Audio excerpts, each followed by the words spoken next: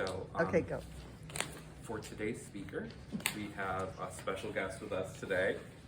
Steve Phillips is a motivational speaker and founder of Be Inspired 365. Steve is a service-oriented humanitarian with experience serving in many capacities, including diverse backgrounds and ages. He's a strong believer in creative expression where togetherness is key.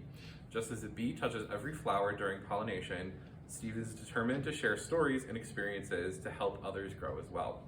Be Inspired 365 is more than a naturalistic metaphor. It is a way of life where community embodies to live every day authentically. So I give you Stephen Phillips. Thank you guys for having me. This is a really profound time for me, but I'm really glad I get to share it with all of you. So gratitude, it's different for everybody, right? It can be what it is for how we interpret it on a day-to-day life. It can be instances or moments that we have that really shape us. The thing that stands out to me the most is how I define it, because I only know my perspective. I know my life and the events that have shaped me as a man that is before you today. It started in about 2018. And I met somebody that I was very close to. Our families grew up together, and went away to college, and we had a great relationship where we would even send handwritten notes and letters to each other as like they do in the movies. A lot of times it was just, how's your day going? How's things back home? And that was a challenging time. The thing that resonates the most is just how slow-paced everything seemed and how the world started to slow down when I was with this person. And she was amazing. She's still amazing and doing great. The hardest part was when it was a break from Thanksgiving or something from school, and was able to come back home and see her for the first time in person in a while. And it was hard because she broke up with me that day. And it broke my heart. I thought she was mine forever, and it was gonna be my first, last everything. It didn't happen the way I wanted, but I'm grateful for the way that it did happen now looking back. It's hard to explain, and it's hard to interpret it until the hindsight, as we all say, it's 2020. The biggest thing that I remember before meeting her was that I remember praying several times to my God, my spirits, and my ancestors, anything that I believed in, to fall in love. I wanted to fall in love. I wanted to make sure it would happen to me and know it was true. It was a real thing that happened to people. Crazy. That answer came true, and I wholeheartedly believe that. I was in love. I did find my person. It wasn't any physical drawn or dependent on anything physical. It was pure emotional stability that then was broken by heartbreak. The hardest part of that was then afterwards trying to recover from it.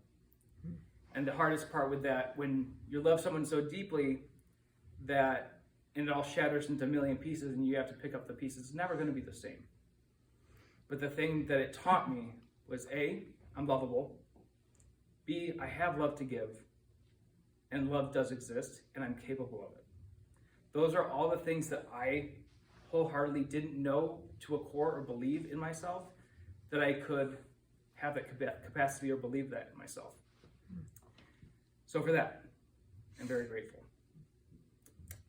The next story, or kind of fast forwarding my timeline in my life a little bit, I was tail end of COVID, and as we all have memories of that, whatever they have been, tail end of COVID, and my roommate, who I considered a brother, very touching person, didn't know each other for a long time, but the way we talked and communicated, his sarcasm was nothing like I've ever seen.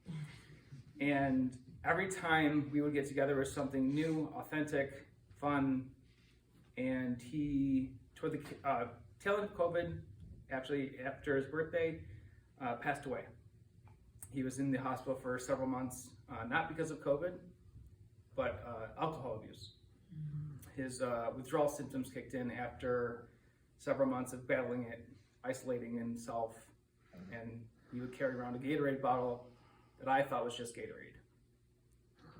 And that hit me afterwards with a lot of guilt, a lot of shame. Could I have done more? Could I have been there to support him better?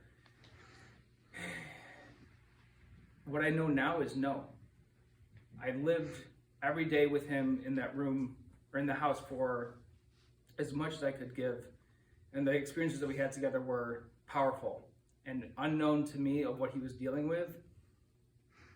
It set the tone for what I think laid a foundation of gratitude. And I can, again, only say that now with hindsight. There's a lot of times that I still miss him, still think about him every day.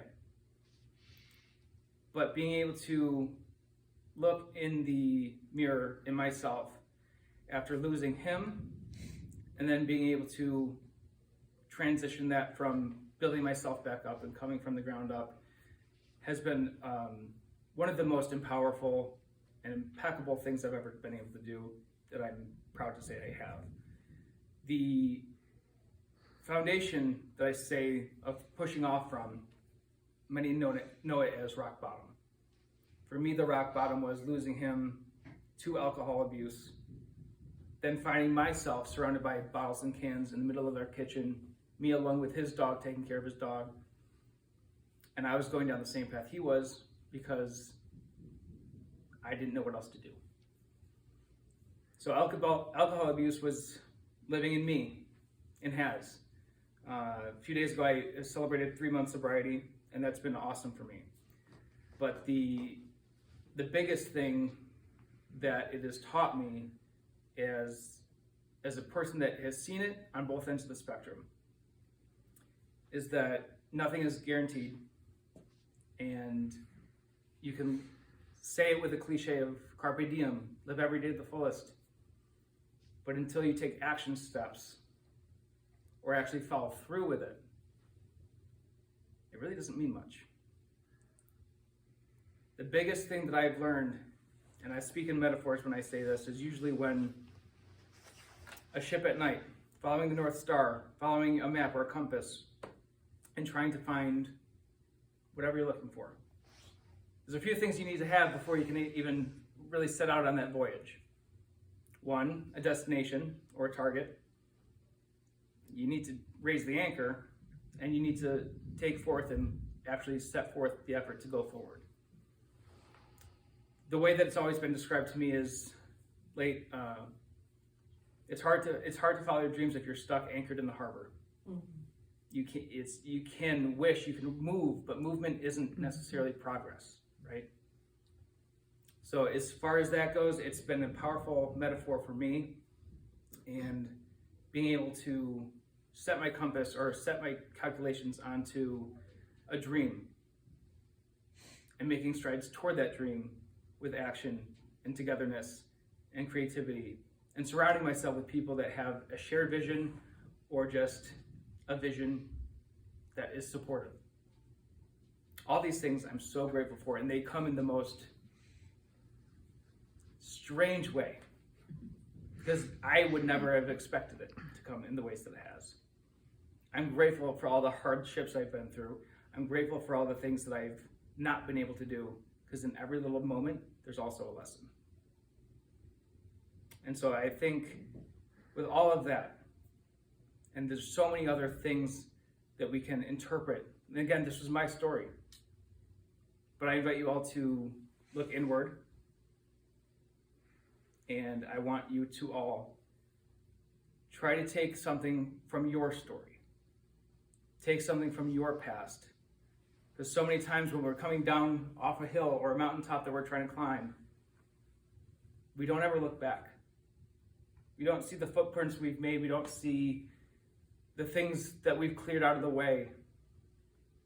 But so many times, you just create a path for someone else to go down, and you don't even know it. So all those times that you think you're off the beaten path, well, compared to what? That beaten path is now a path for someone else that you don't even know you affected.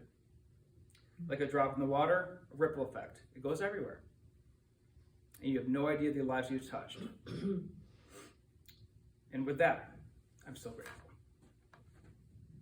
And the one thing I want to leave you with today is if there's anything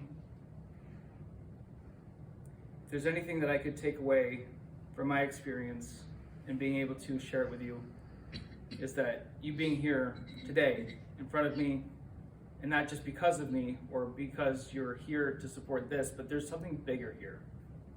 There's always a bigger mission.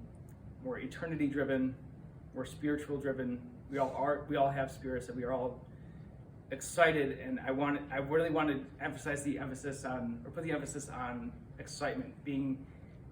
We have everything at our fingertips, and with support, with a community like this, sky's the limit. Thank you.